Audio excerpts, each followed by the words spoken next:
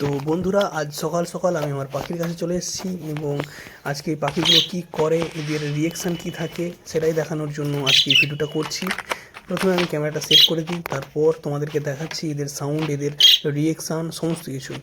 তো আজকে আমি একটা কুমড়ি ডাঁটা দিয়েছি। কুমড়ি ডাঁটা খেতে এরা খুব ভালোবাসে, তার জন্য এদেরকে কুমড়ি ডাঁটা দিয়েছি। তো দেখা যাক এরা কী করে ডাঁটাটা নিয়ে। তোমরা প্রথম থেকে শেষ পর্যন্ত ভিডিওটি দেখতে থাকো।